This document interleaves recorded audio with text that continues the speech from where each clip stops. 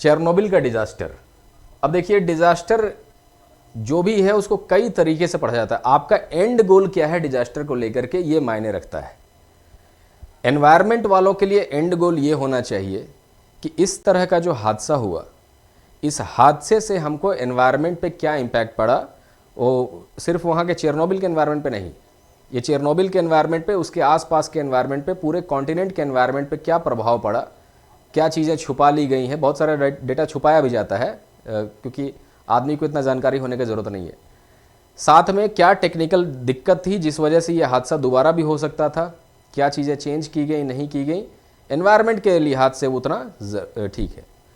Factory वालों को मैंने जो बुलाया वो ज़्यादा फोकस इस चीज़ पे करें कि एक्सीडेंट हुआ कैसे, है ना, इसके अंदर कौन सा एलिमेंट ऐसा है, क्या जो फैक्ट्री का लेआउट ऐसा था जिसकी वजह से प्रॉब्लम हुआ, डिज़ाइन था ऐसा इसकी वजह से प्रॉब्लम हुआ। तो इसलिए मैं आपको ये कंसेप्ट डिटेल में बता रहा हूँ ताकि सबको फ़ायदा हो। डिज़ाइन को भी बताऊँगा मैं कि ये रिएक्टर कैसा बनाया गया, इसका डिज़ाइन कैसा था, क्यों फट गया, ये सारी चीज़ें यहाँ पर हम लोग डिस्कस करेंगे, ठीक है।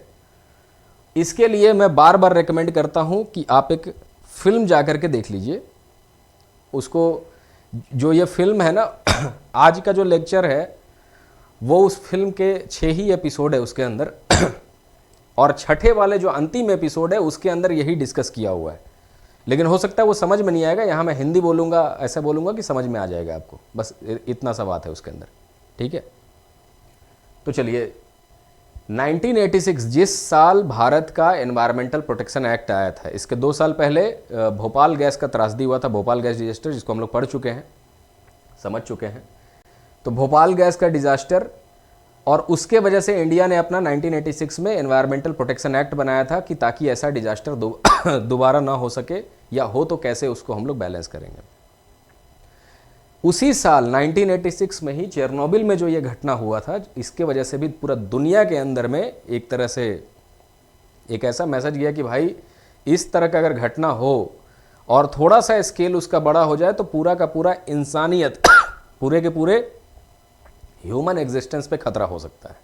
तो चेरनोबिल का जो घटना है वो एक इंसानी, इसमें क्या कहें, इंसान के इतिहास में हुआ सबसे बड़ा घटना चेरनोबिल का ही घटना को मानता हूं मैं। और उसके बाद भोपाल गैस ट्रेजेडी, ये दोनों जो है बहुत बड़ा घटना है। चलिए इसको डिटेल में थोड़ा सा समझते हैं। अब पहले, क्योंकि ये रिटन फॉर्मेट में आपको आने वाला एग्जाम में आपको लिखना पड़ सकता है कि चेरनोबिल का घटना क्या था। बाई चांस क्वेश्चन अगर आ गया तो, ऐसे तो आना नहीं चाहिए, लेकिन आ गया तो भी लिखने के लिए क्या है कि this is a nuclear disaster, ये उसका बेसिक इंफॉर्मेशन है कि कब हुआ ये। तो अप्रैल के महीने 1986, उस समय ये हालत हुआ करता था देश का। थोड़ा सा अगर इसको इतिहास के टर्म्स में आप देखिएगा तो वर्ल्ड वॉर ख़त्म हुआ था 1945 में। उसके बाद वर्ल्ड वॉर में जो पार्टी थे, रूस, यूएसएसआर, उसके अंदर ब्रिटेन, उसके अंदर फ्रांस, यूएसए, ये सब एक ही ग्रुप में हुआ करते थे। रूस को टेक्निकली इस ग्रुप का मेंबर नहीं होना चाहिए था, है ना, ये चारों एक ही ग्रुप में थे। लेकिन जो रूस है, रूस का मतलब यूएसएसआर, सोवियत, हम लोग इसका बात कर रहे हैं सोवियत रशिया का, उसके अंदर 15 ग्रुप हुआ करता था यूएसएसआर में। टेक्निकली, फिलोसॉफिकली कभी भी रूस जो है या जो यूएसएसआर है, यूएस के साथ या इन देशों के साथ एक ग्रुप में कभी नहीं आ सकता है, क्योंकि आइडियोलॉजिकल डिफरेंस है। जैसे मान लीजिए कि इसको ऐसे समझिए कि जैसे मान लीजिए एक सांप है, सांप का एक ग्रुप है ना, तो सांप के ग्रुप में सांप ही फिट बैठ सकता है। नेवले का एक अलग ग्रुप है, नेवला कभी सांप के ग्रुप में फिट नहीं बैठ सकता है। सांप और नेवले का दुश्मनी होता है। तो यूएसएसआर को अगर नेवला मान लें आप, तो बाकी लोग जो है सांप है। लेकिन ये ऐसा ग्रुप बन गया था हिटलर के वजह से, क्योंकि हिटलर ने सांप पे भी अटैक किया था और नेवले पे भी अटैक किया था। मतलब यूएसएसआर पे भी इन्वेजन किया है और जो बाकी के नेशंस हैं उनके ऊपर भी, कैपिटलिस्ट नेशंस के ऊपर भी हमला किया था उसने। और इस कारण से ये दोनों के दोनों, सांप और नेवले, दोस्त बन गए थे। ये उसका टेक्निकल बैकग्राउंड है कि 1945 तक क्या हुआ, दोस्त बन के रहे एक में चारों। जब वॉर खत्म हो गया, जर्मनी हार गया, यूएसएसआर वो पहला, रूस जो था वो सबसे पहले घुसा था बर्लिन में, और उसके वजह से उसका झगड़ा, क्योंकि वो चाहता था कि जर्मनी को हम अपने राज्य में मिला लें, एनेक्सेशन कर लें, रूस का ये प्लान था। लेकिन बाकी अमेरिकन्स और ब्रिटेन्स ये नहीं चाहते थे। वो चाहते थे कि जर्मनी को आज़ाद कराया जाए, यहाँ डेमोक्रेसी लाया जाए, चुनाव कराया जाए और एक सत्ता बना दिया जाए अपने सुटेबल नीड्स के हिसाब से। आइडियोलॉजिकल डिफरेंस हो गया। इसके वजह से यूएसएसआर और अमेरिका, इन दोनों के बीच में अब दुश्मनी हो गया और 1945 से लेकर के 1989 तक कोल्ड वॉर चला, शीत युद्ध। ये शीत युद्ध जब चला तो दोनों अमेरिकन्स भी अपना डेवलपमेंट कर रहे थे, रशियंस भी अपना डेवलपमेंट कर रहे थे। किन क्षेत्रों में? स्पेस के क्षेत्र में और न्यूक्लियर के क्षेत्र में। ये वही एक आपको मैं दिखा रहा हूं कि न्यूक्लियर एनर्जी जो था उस समय, ऐसा होड़ लगा इनके बीच में कि कौन कितना जल्दी ज़्यादा से ज़्यादा न्यूक्लियर पे शिफ्ट कर सकता है, न्यूक्लियर पावर पे कौन कितना जल्दी। इसी में जो यूएसएसआर था, इसने एक रिएक्टर बनाया था, आरबीएमके रिएक्टर। आरबीएमके क्लास, इसको कहते हैं रिएक्टर्स का क्लास। मतलब जो भी रिएक्टर इसके जैसा बनेगा दुनिया भर में तो उसको कहा जाएगा कि ये आरबीएमके रिएक्टर क्लास का है, न्यूक्लियर रिएक्टर।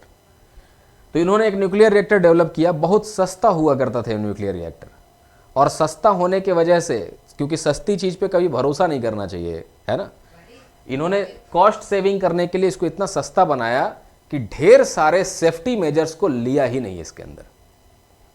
और इसी का कारण है कि एक जो न्यूक्लियर दुर्घटना है चेरनोबिल में, इसके रिएक्टर नंबर 4 में वो दुर्घटना हुई, जो इतिहास का आज तक का सबसे भयानक न्यूक्लियर दुर्घटना है, जिसको हम लोग आज समझने जा रहे हैं। तो थोड़ा सा बैकग्राउंड मैंने आपको बताया, सबको जोड़ के मैं आपको कहानी सुनाना चाहता हूं कि आप भी कम से कम एटलीस्ट उस काबिल बने कि सब चीज़ को जोड़ें, समझें, तब ज़्यादा पिक्चर क्लियर होता है। तो 26 अप्रैल 1986 यूक्रेन में यह घटना होता है। इसके पीछे के कारण क्या हैं? पीछे के कारण ये हैं, मैं और भी डिटेल में बताऊंगा, लेकिन एक बेसिक पहले शुरुआत के लिए कि रिएक्टर नंबर जो 4 था, इसके अंदर 4 रिएक्टर हैं, 1 2 3 4। न्यूक्लियर रिएक्टर्स के बारे में थोड़ा सा मैं पहले ही बता चुका हूं, आज थोड़ा ज़्यादा डिटेल में बता दूंगा। वो आपको साइंस टेक में काम आएगा, किसी भी पेपर में आप जाएंगे तो किसी भी बैच में।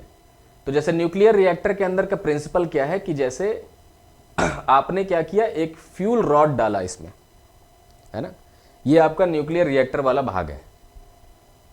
इसमें आप एक फ्यूल रॉड डालते हैं, उस फ्यूल रॉड में छोटे छोटे यूरेनियम के पैलेट्स होते हैं। अब वो जो यूरेनियम है उसके अंदर एनरिचमेंट होना पड़ता है। यूरेनियम का एनरिचमेंट भी मैं बता चुका हूं आपको इस बैच में, कि एनरिचमेंट करके लगभग 10 से 12% एनरिचमेंट करके, माने यूरेनियम 235 उसमें 10 से 12% रहेगा, बाकी यूरेनियम 238 भी रह सकता है। तो उसके अंदर कॉम्बिनेशन क्या है फ्यूल का? यूरेनियम 235 है और यूरेनियम 238। इसका कोई खास काम होता नहीं है, ये एक सपोर्टिंग फ्यूल, ताकि न्यूक्लियर रिएक्शन चले उसके लिए होता है। असली जो यहां पर न्यूक्लियर रिएक्शन करता है यूरेनियम 235 करता है, क्योंकि ये एक फिसाइल मटेरियल है। ये फिसाइल नहीं है मटेरियल, फर्टाइल मटेरियल है।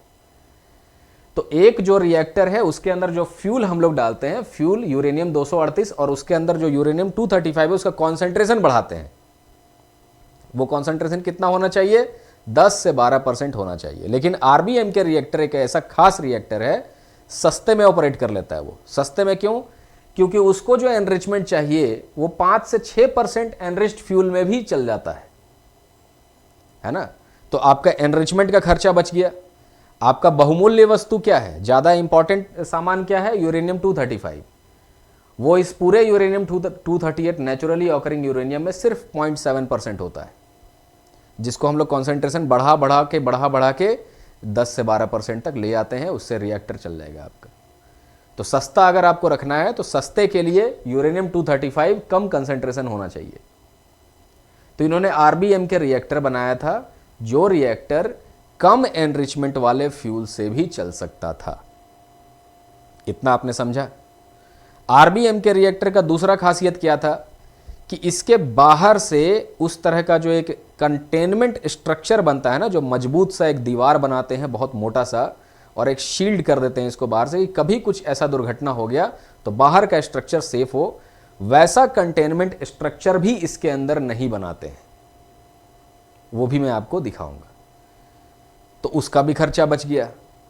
दूसरा, ये रिएक्टर हैवी वाटर से नहीं चलता है। हैवी वाटर जो इसके अंदर कूलेंट के तौर पे यूज करते हैं, ऑर्डिनरी पानी से चलता है।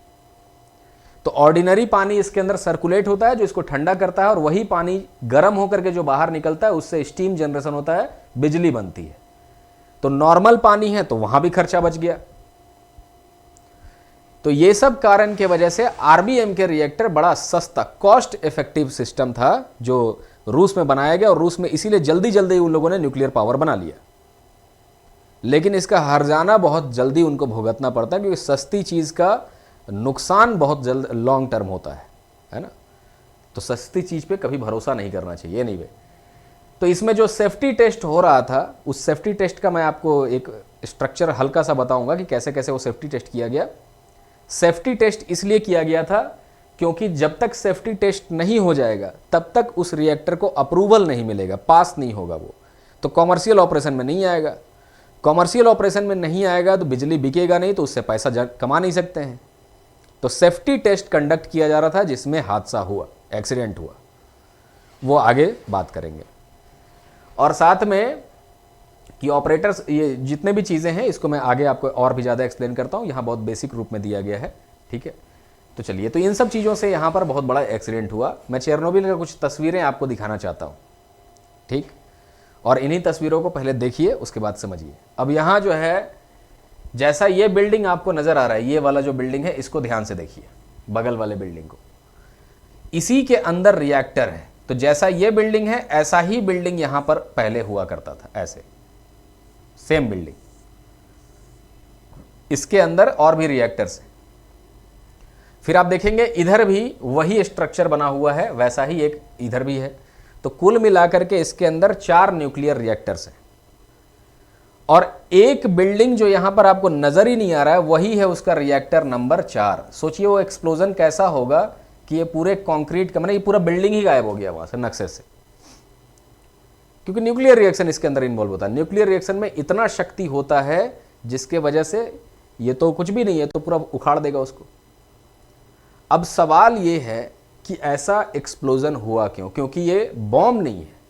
एक्सप्लोजन के लिए इसके अंदर कुछ होता ही नहीं है। बम होता है ना, जैसे कि किसी चीज़ के अंदर बारूद है, किसी चीज़ के अंदर ऐसा प्रेशर सिस्टम है जिसकी वजह से एक्सप्लोजन हो सकता है। इनके अंदर ऐसा कुछ है ही नहीं एक्सप्लोजन होने वाला। तो ये एक्सप्लोजन हुआ कैसे, इसी के ऊपर बहुत बड़ा एक प्रश्न चिन्ह है, जिसको आज हम लोग समझ के जाएंगे कि ये कैसे एक्सप्लोजन हो गया। तो इसके अंदर जो ये आपको नज़र आ रहा है पूरा का पूरा स्ट्रक्चर, जिस समय ये ब्लास्ट होता है तो रिएक्टर कोर जो होता है, वही रिएक्टर कोर फट जाता है, ब्लास्ट। अब रिएक्टर कोर में आप सोचिए कितना ज़्यादा फिजन के वजह से कितना ज़्यादा रेडियो एक्टिविटी होगा। अब वो सारा रेडियो एक्टिविटी अगर बाहर लीक होने लगे तो उसको रोकने के लिए कोई साधन ही नहीं है, क्योंकि उसके रास्ते में जो भी आएगा उसको पेनिट्रेट कर सकता है, वो गामा रेडिएशन है। अगर उसके रास्ते में आप एक लेके स्टील रख देंगे, स्टील को भी पेनिट्रेट कर जाएगा। उसके रास्ते में आप कंक्रीट, उसको ही पेनिट्रेट कर जाएगा। हर चीज को पेनिट्रेट ही करेगा। तो आप उसको रोकेंगे कैसे फिर अब? और जहां वो जाएगा इसके आसपास उसका कोई लिमिट्स नहीं है। वो हवा से नहीं मूव कर रहा है, वो तो फिजन रिएक्शन चल रहा है। जहां भी जाएगा, जिसके भी कांटेक्ट में आएगा, उसको इमीडिएटली 7 दिन के अंदर में मार देगा वो जान से। तो ये एक ऐसा रिएक्शन, और ये रिएक्शन धीरे धीरे बढ़ता चला, अनकंट्रोल्ड हो जाएगा वो। तो यही चीज़ें, इसी को हम लोग कहते हैं न्यूक्लियर डिजास्टर, जो कि चेरनोबिल में हुआ। तो ये उसके बिल्डिंग का ये व्यू है, जो मैंने बाद में बहुत ज़्यादा, ये तो सब खत्म होने के बाद तस्वीर लिया गया, हाल फिलहाल का तस्वीर है, 1990s या उसके बाद का कभी का तस्वीर होगा। तो इस समय ऐसा हालत है इसका। अब कुछ और भी तस्वीरें देखते हैं यहाँ पर और समझते हैं। अब इस तस्वीर में देखिए कि जब यह हादसा हो जाता है ना, जब यह हादसा होता है, अब इसके जो रिएक्टर से यहाँ पर पूरा जो ऐसे करके फायर जैसा दिख रहा था, ये आग जो है ना ऐसे जा रही है ऊपर ऊपर की तरफ। एक्चुअली में क्या है कि ये आग नहीं है, ठीक है, ये एयर जो है इसके आसपास, उसको मैं दूसरे कलर से लिखता हूं, इसके आसपास जो एयर का ये कॉलम है ना, इस पूरे एयर के कॉलम, ट्रोपोस्फेयर में जो एयर है, उस एयर के कॉलम को ही ये पूरा आयोनाइज कर रही है, आयंस में कन्वर्ट कर। जैसे बिजली कड़कता है तो बिजली में होता है 3 करोड़ वोल्ट, और उतना चार्ज जब नीचे आता है तो एयर को भी आयनाइज करके वो ऐसे कड़कते हुए आता है। इसके अंदर इतना ज़्यादा रेडियो शक्ति है, रेडियो एक्टिविटी है कि जो एयर है आसपास का उसको वो आयोनाइज कर दिया है, जो ठीक बिजली के अंदर होता है। तो बेसिकली वो आग तो है नहीं, लेकिन दिखाई दे रहा है। अब जैसे बिजली नीचे कड़कती है तो आग जैसा दिखता है, लेकिन वो आग नहीं है, वो तो इलेक्ट्रिसिटी है। यहां भी वैसा ही एयर का ऐसे कॉलम उठा हुआ है, जो कि देखने से शुरुआत में लगा कि आग है। आसपास तो आग लगा ही होगा, आसपास तो पूरा फायर है, लेकिन उसको भी लोग समझ रहे थे शुरू में कि ये आग लग गया। कौन सा ऐसा फेनोमेना हो रहा है समझ में नहीं आ रहा है। अब जैसे ही ये हुआ तो मैं आपको एक एक रेस्पॉन्स समझाता हूं। सबसे पहला रेस्पॉन्स कौन देगा जहां भी आग लगेगा? तो जहां भी ये न्यूक्लियर रिएक्टर होता है वहां आसपास, या फैक्ट्री जहां भी होती है उसके आसपास क्या होता है? दमकल कर्मचारी होता है। तो इस प्लांट के लिए भी एक फायर ब्रिगेड वहां पे तैनात था। तो सबसे पहले कौन लोग आते हैं? आग बुझाने वाले लोग। अब फायर ब्रिगेड का ड्रेस आपने देखा ही होगा। अब मैं बात कर रहा हूं 1986 का। तो फायर ब्रिगेड वाले अपना नॉर्मल सा जो कपड़ा होता है वो पहने, जैकेट पहने, हेलमेट लिया अपना छोटा सा, थोड़ा मोड़ा गैस मास्क ये सब लिया, ऑक्सीजन का सिलेंडर पीछे लगाया, पहुंच गए आग बुझाने के लिए। अब सब लोग यहां पे गाड़ी अपना खड़ा करते हैं, आग बुझाते हैं। अब वो यहां से जो निकल रहा है वो आग थोड़ी है, उनका सामना, मतलब समझ लीजिए वो लोग सीधे साक्षात एक न्यूक्लियर, वहां से रेडियो एक्टिविटी सामने हो रहा है उनका, और वो साक्षात उसके सामने खड़े होकर के उसको उसके ऊपर फायर कर रहे हैं। मतलब ये पानी का जेट उसके ऊपर दे रहे हैं। आप सोच के देखिए कि उन लोगों के ऊपर क्या बीता होगा। उसमें से एक भी आदमी 7 दिन तक जिंदा नहीं रह पाया। उसमें से कुछ फायर ब्रिगेड के लोग ऐसे थे जिनको ये सब चीजें पहली बार देख रहे थे। तो जैसे इसके रिएक्टर कोर में ग्रेफाइट लगा हुआ है, आगे दिखाता हूं मैं, वो ग्रेफाइट उड़ करके बाहर आ गया था। कुछ लोगों ने देखा कि ये कैसा पत्थर है, क्योंकि ग्रेफाइट कैसा होता है, आपका जो पेंसिल है, पेंसिल का जो आगे का निब है, लेड है, वो बना हुआ है ग्रेफाइट से। तो उसी का समझ लीजिए, उसी स्ट्रक्चर का, उसी आकृति का बड़ा सा एक ऐसे करके ब्लॉक होगा। तो इनको लगा ये कैसा पत्थर है, ये उठा के हाथ से देख रहे हैं। अब सोचिए वो रिएक्टर के कोर से बाहर निकला है, तो कितना ज्यादा रेडियो एक्टिव वो रहा होगा। उसको उन्होंने हाथ से उठाया, जिस पे चल के जा रहे हैं पूरे फ्लोर पे, इधर रेडियो एक्टिव सब्सटेंसेस हैं, वो चल के जा रहे हैं। मतलब साक्षात मौत के सामने खड़े होकर के वो लोग आग बुझा रहे थे, क्योंकि उनको पता ही नहीं था कि वो कर क्या रहे हैं। आगे उनका और भी चीजें मैं दिखाता हूं, सामान दिखाता हूं उनका। तो पहला रेस्पॉन्स उनका हो गया, और वो सब के सब लोग जितने भी यहां फायर फाइटर आए थे, एक भी आदमी जिंदा नहीं बचा। वो भी 7 दिन के अंदर पूरा शरीर सड़ गया, और 7 दिन के अंदर इतना घाव हो गया शरीर में कि सारा घाव फट के बाहर निकल गया। वो बहुत दर्दनाक मौत मरे। मतलब उसका जो तकलीफ है, जो उनको हुआ होगा शरीर में, वो तकलीफ का कल्पना करना भी असंभव है। ये एनवायरनमेंट के ऊपर कहर ढाया टेक्नोलॉजी ने, है ना, सिर्फ इसलिए कि सस्ता था। और यूएसएसआर के अंदर जैसा सिस्टम है, उसके अंदर न्यूज़ वगैरह को सप्रेस किया जाता है, क्योंकि हर जगह उसका खुफिया एजेंसी बहुत खतरनाक तरीके से काम करता है। जहां भी लगेगा कि ये आदमी लीक कर सकता है न्यूज़, उसको खत्म, मार देना है ना। तो चलिए, एक घटना ये हो गई। अब दूसरा रेस्पॉन्स कि अब यार इससे निपटा कैसे जाए। सब लोग बैठ करके डिस्कस करते हैं। टॉप का मैनेजमेंट, मतलब वहाँ के जनरल सेक्रेटरी मतलब हो गया, जो रूस का प्रेसिडेंट हो गया वो जनरल सेक्रेटरी हो गया, गोर्बाचोव उस समय थे। तो उन्होंने तुरंत ही सबको बुलाया कि अब क्या करना है इससे निपटने के लिए। तो अलग अलग कॉलेजेस के जो न्यूक्लियर साइंटिस्ट, न्यूक्लियर इंजीनियर्स थे, जो सबसे टॉप लेवल के थे, उनको बुलाया गया, और उनको बुला करके सॉल्यूशन पूछा गया कि क्या करना है। पहले तो आप लोग जाइए, साइट पे हुआ क्या है वो बताइए, क्योंकि कुछ भी यहाँ से पता नहीं चल रहा है ना किसी को। आप कैमरा लेकर के आएंगे, आपका कैमरा आयोनाइज हो जाएगा, ना तो पिक्चर मिलेगा, ना वीडियो मिलेगा, ना कुछ नहीं मिलेगा इस जगह पे। इसीलिए न्यूक्लियर, जब ये डिजास्टर हुआ उस समय का 1-2 ही वीडियो अवेलेबल है, जो बहुत दूर से लिया गया है। कोई फोटोज यहां पे काम ही नहीं कर सकता है, कोई बैटरी ऑपरेटेड चीज यहां काम ही नहीं कर सकता है। ठीक है, इतना समझ गए। तो इसलिए कोई तस्वीर अवेलेबल है, तस्वीर लिया ही नहीं जा सकता है उसका। तो कुछ ग्रेफाइट इसके छत पे आ गया है, कुछ ग्रेफाइट जो है बाहर गिरा हुआ है, उसको वापस अब उसमें डालना है। और ये जो है ऐसा जगह है जहां पर आपका कोई भी चीज काम नहीं करेगा, तो करेंगे कैसे इसको अब ऑपरेट। तो वो जो टीम आई उसके साथ क्या हुआ, उसका मैं सेकंड आपको थोड़ा सा एक झलक दिखाता हूं। पहले क्या क्या हुआ ना, इसी को ड्रामा के रूप में समझिए, कहानी के रूप में। अब उसमें से जो न्यूक्लियर साइंटिस्ट लोग आए थे, उन्होंने बोला कि इसका एक ही तरीका है रोकने का। ये जो लीकेज हो रहा है, जो रेडियो एक्टिविटी जो बाहर जा रहा है, और इसको अगर जैसे हर दिन के बेसिस पे अगर एक रफ आंकड़ा लिया जाए तो हर दिन समझ लीजिए कि 30-40 न्यूक्लियर बम फटने के जितना रेडिएशन होगा उतना रेडिएशन का लीकेज हो रहा है हर दिन, डे आफ्टर डे। मतलब जो हिरोशिमा पे जो बॉम्ब गिराया गया उससे जो नुकसान हुआ तो वैसा 30 बॉम्ब के जितना रेडिएशन पर डे यहां से बाहर आ जा रहा है 24 घंटे में। और वो न्यूक्लियर फिजन होता चला जा रहा है। मतलब वो बॉम्ब का इफेक्ट ऐसा थोड़ी होगी रुक जाएगा, बॉम्ब 1 से 2 बनेगा, 2 से 4 बनेगा, 4 से 8 बनेगा, तो वो बढ़ता चला जा रहा है। मतलब अगर इसको रोका नहीं जाएगा तो with in 20 days 30 million bomb के बराबर हो जाएगा वो न्यूक्लियर बॉम्ब जो फटा था वहां, उसका 30 मिलियन बॉम्ब।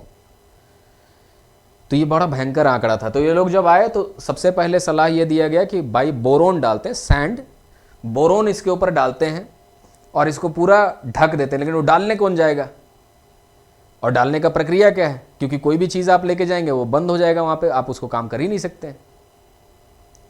तो आइडिया ये आया कि हेलीकॉप्टर से गिराएंगे, ऐसे करके हेलीकॉप्टर आएगा, उसके नीचे एक बकेट लगा होगा और इसके पीछे कम से कम हजारों लाखों ड्रॉप्स लगेंगे ऐसे।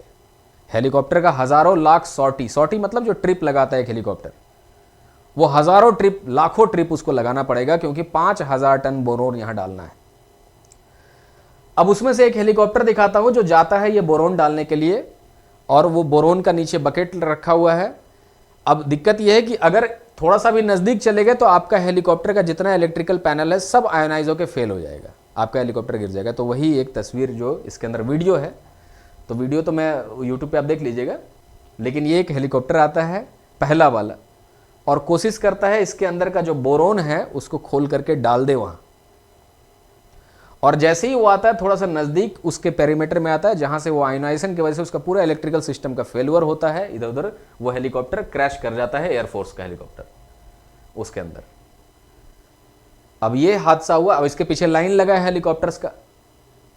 तो ये डिसीजन लिया गया कि भाई हवा का रुख देखो कि हवा किस डायरेक्शन में मूव कर रहा है, और आपको जो है उसके पास बिल्कुल नहीं जाना है। बाकी सारा जितना भी बोरोन आएगा आप इधर ही गिरा दीजिए, मतलब इधर ही कहीं से गिराइए, हवा जो है उसको यहां ले जाएगी तो ले जाएगी, अदरवाइज बाकी सारा इधर गिरेगा, कोई दिक्कत नहीं है, उसका नुकसान होने दो। तो इस वजह से अब वो मान लीजिए 1000 या माने 10,000 बार उड़ान भरते तो ये काम हो सकता था। अब उनको 1 लाख बार उड़ान भरना है, क्योंकि उसमें से बहुत कम परसेंटेज उड़ के इधर आएगा, डिपॉजिट होगा। तो ये काम दूसरे माने जो सेकंड रिस्पॉन्स है उसमें इनको ढकने का काम शुरू किया गया बोरोन से, है ना, कि बोरोन लाला के मतलब सैंड लाला के ढक देना है इसको। लेकिन ढकने से क्या हुआ उसका कहानी आगे मैं बताता हूं, उसके वजह से असली दुर्घटना वहां से शुरू होता है। ये सारा कुछ आपको हल्का सा समझ में आया। तो पहले इसका थोड़ा सा और भी जानकारी ले लेते हैं। लिखने वाला जो है, लिखने वाला में जो इमीडिएट इम्पैक्ट है वैसे तो मैंने पहले ही बोला कि सोवियत रसिया हो या चीन हो, इनका जो न्यूज़ होता है वो स्टेट का के नज़र में होता है। जो राज्य चाहती है, जो सरकार चाहती है, सिर्फ वही पब्लिश हो सकता है न्यूज़ में, कोई भी न्यूज़ बाहर नहीं गया। इसीलिए यहाँ पर दिखाया कि 2 जो प्लांट वर्कर्स थे वो तुरंत ही मर गए। प्लांट में वैसे ज़्यादा लोग होते भी नहीं है रिएक्टर एरिया में, तो 2 लोग ने सीधा वो कोर एक्सपोज्ड देखा था। ठीक है, वो फिल्म में भी थोड़ा सा दिखाया है। और यहाँ पर कैसे होता है कि जैसे कुछ पिक्चर दिखाता हूँ मैं आपको, कोर का मतलब यहाँ पर देखिए, और थोड़ा सा डिटेल में ही समझते हैं। जैसे ये है फ्लोर उसका, ये है आरबीएम के रिएक्टर।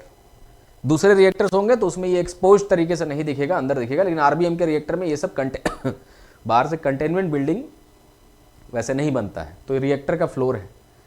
ये जितने हैं वो सारे के सारे फ्यूल रॉड्स हैं। अगर इनको बाहर निकाला जाएगा, जैसे एक एक स्क्वायर जो आपको दिख रहा है उसको बाहर निकाल सकते हैं आप। बाहर निकालने से वो लगभग 300 किलो 350 किलो का होता है वो एक एक फ्यूल रॉड। उस तरह से उसके अंदर फ्यूल्स का असेंबली है, पेलेट्स जो है पतले पतले लाइन लगा के पेलेट्स डाले हुए हैं उस सब के अंदर में, और एक एक फ्यूल का असेंबली डाला हुआ है। ये भी मैं पढ़ा चुका हूँ आपको इसी बैच में कि फ्यूल असेंबली क्या होता है, फ्यूल रॉड किसको कहते हैं। तो ये सारे फ्यूल असेंबली इसके अंदर डाले हुए, उनका वजन 350 300 350 किलो। अब मान लीजिए कि जो लोग ने, जो 2 वर्कर्स का जिक्र हो रहा है कि जो 2 लोग मारे गए, वो ऐसे ही कोई 2 लोग होंगे बेचारे, और वो 2 लोगों ने, सोचिए इस पूरे स्ट्रक्चर को जहां पर कुछ भी नहीं हो, यहां सब कुछ ब्लास्ट हो चुका है और ये पूरा खाली हो चुका है, अब पूरा साक्षात वो रेडिएशन जो है इसके अंदर का वो बाहर है, और ये लोग दौड़ते हुए इधर गैलरी होगा ऊंचाई से, इन लोगों ने डायरेक्टली इसको देखा तो वो तो इंस्टेंटली मरे। तो 2 लोग मर गए तुरंत, और बाकी के जो लोग इसके, क्योंकि यहां से फैला, जहां जहां गया रेडिएशन, जितने लोग संपर्क में आए, हफ्ते भर के अंदर में वो लोग मर गए, या 2 हफ्ते के अंदर में वो सब लोग मर गए। तो जो डेटा है छुपा लिया गया है यहां पर डेटा सिर्फ इतना ही दे रहा है कि इसके अंदर सिर्फ 2 लोग मरे और 28 लोग ऐसे थे कि जिनको बहुत तेज रेडिएशन, एक्यूट मतलब बहुत सीवियर रेडिएशन का एक्सपोजर उनको हुआ, जिस वजह से वो लोग कुछ हफ्तों में मारे गए। 134 वर्कर और बाकी फायर फाइटर्स थे, इनको भी जबरदस्त रेडिएशन का एक्सपोजर लगा हुआ था, ये लोग भी कुछ ही हफ्ते के अंदर में मर गए थे। ये है इसका इमीडिएट इंपैक्ट। तो ये क्योंकि लिखना आएगा ना, तो यहां पर आप इमीडिएट इंपैक्ट में जोड़ सकते हैं वहां। अब आइए अगले ये अब अगला तस्वीर देखते हैं, फिर आगे एक आध स्लाइड में और भी डिस्कस करते हैं रिटर्न में। ये देखिए, ये जो शूज है, ये सारे जूते जो हैं उन्हीं फायर वर्कर्स के हैं, उन्हीं सेफ्टी वाले लोगों के हैं जो शुरुआत में गए थे वहां पर। हाँ, कि ये वही वाले शूज हैं, वही जो कपड़े जूते जो हैं, शुरू में जब ये लोग को हॉस्पिटल में एडमिट किया गया फायर फाइटर्स को, तो इनका सारा कपड़ा जो वहाँ खुलवा करके बेसमेंट में रख दिया गया।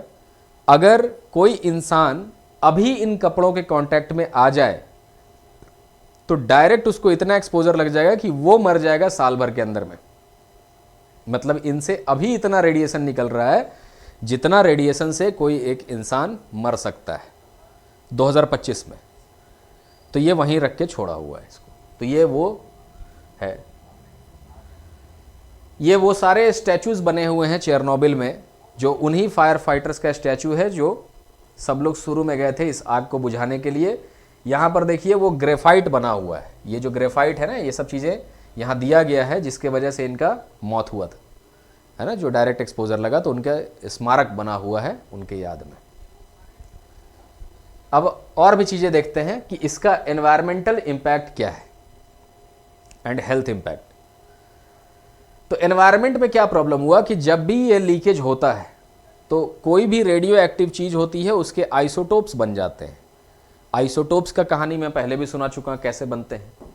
आइसोटोप्स का मतलब है कि उसका एटॉमिक नंबर सेम होगा, एटॉमिक नंबर सेम होगा, मास नंबर अलग होता है। मतलब नंबर ऑफ प्रोटॉन सब में सेम होंगे, लेकिन नंबर ऑफ न्यूट्रॉन्स जो होते हैं कम या ज़्यादा होते हैं। जैसे हाइड्रोजन है, उसका जो एटॉमिक नंबर है वो है 1, मास नंबर हो सकता है 2, 1 न्यूट्रॉन 1 प्रोटॉन, मास नंबर 1 हुआ, माने 1 प्रोटॉन उसके अंदर हुआ, वो हाइड्रोजन हो गया।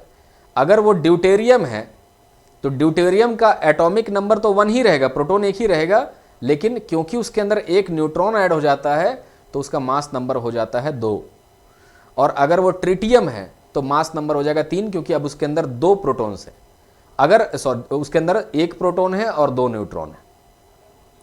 अगर उसके अंदर हमने 1 प्रोटॉन और ऐड कर दिया, प्रोटॉन बोल रहा हूं, तो प्रोटॉन अगर आप ऐड करेंगे ना तो वो हाइड्रोजन रहेगा ही नहीं, फिर वो हीलियम बन जाएगा, है ना। तो प्रोटॉन्स का एडिशन नहीं। तो आइसोटोप्स का मतलब है कि उसका नंबर ऑफ प्रोटॉन एक न्यूक्लियस में जो था उतना ही है, बाकी उसके अलग अलग आइसोटोप्स माने अलग अलग मास नंबर होने न्यूट्रॉन्स की वजह से। तो ये जितने रेडियो एक्टिव चीजें थी उसके अंदर में ये आयोडीन का फॉर्मेशन, सीसियम 137, स्ट्रोंशियम 90, ये सारे के सारे आइसोटोप्स वहां पर आ जाते हैं। इनमें से कोई भी आपको लगा वो आपके लिए बहुत घातक है, क्योंकि सब के सब रेडियो एक्टिव है, यानी ये गामा रेडिएशन देते हैं। यही गामा रेडिएशन जान लेती है, गामा रेडिएशन, ठीक है। अब ये गामा रेडिएशन मानेगा तो इतने सीसियम हो गया, स्ट्रोंशियम हो गया, आयोडीन हो गया, ये सब के सब अब बाहर एनवायरनमेंट में एक्सपोज्ड हैं और ये सब जान लेंगे। अब देखिए रूस ने क्या किया था, रूस बोल रहा हूँ, यूएसएसआर ने क्या किया यूक्रेन के क्षेत्र में, कि उन्होंने शुरुआत में जो जोन बनाया था वो सिर्फ 30 किलोमीटर का एक्सक्लूसिव। अब यहां से ध्यान से समझिएगा, ये सब चीजें एनवायरनमेंट में डायरेक्टली जुड़ा हुआ है। कि इसमें इन्होंने क्या किया कि इस रेडियो एक्टिविटी से बचाने के लिए पहले तो वो शहर पूरा खाली किया, लेकिन कितने दूर तक, है ना। अगर आप शहर को इवैक्यूएट करने का सोचेंगे, ग्लोबल मीडिया गलती से पहुंच गया तो पूरी दुनिया जान जाएगी ना कि क्या चल रहा है वहां पर। अब ये दुनिया को बताना नहीं है, अदरवाइज सब लोग पैनिक करेंगे और आकर के रूस को बोलेंगे भाई यूनाइटेड नेशंस में कि तुम्हारे वजह से ये देखो पूरा का पूरा कॉन्टिनेंट, अब खाली अकेले यूएसएसआर थोड़ी बर्बाद होगा, इसके आसपास के जितने कॉन्टिनेंट देश है सब के सब इसके लपेटे में आएंगे। तो सब कुछ गुप्त रखने के लिए इन्होंने क्या किया, सिर्फ 30 किलोमीटर का इवैक्यूएशन जोन बनाया। 30 मतलब कि इस पूरे 30 किलोमीटर रेडियस में कोई भी नहीं रहेगा। तो इवैक्यूएशन का ऑर्डर आया, सारे लोगों के लिए बस मंगाया गया, बस में उनको बैठाया गया और इनसे बाहर निकाल के भेज दिया गया। तो प्रीपेड जो टाउन है वहां से बाहर निकाला गया और ये सिर्फ 30 किलोमीटर तक ही किया गया। लेकिन जिस तरह का इफेक्ट फैला है, इनको कम से कम 200-250 किलोमीटर का रेडिएशन मैंने इवैक्यूएशन जोन बनाना चाहिए था, जो नहीं बनाया इन लोगों ने। लेकिन कुछ टाइम के बाद ये जो 30 किलोमीटर का इन्होंने रेडियस बनाया था, उसको बढ़ा करके कर दिया गया था 4143 किलोमीटर। तो जो अगला एक्सक्लूजन जोन बना था वो सर्कुलर नहीं बना था जोन, अगला एक्सक्लूजन जोन इसके हिसाब से बना। तो बाद में उसको 4000 जो स्क्वायर किलोमीटर होता है उसमें उसको कर दिया गया था। पहले वो छोटा सा जोन होगा, इतना छोटा सा जोन है, और उसको कर दिया गया है बाद में 4000।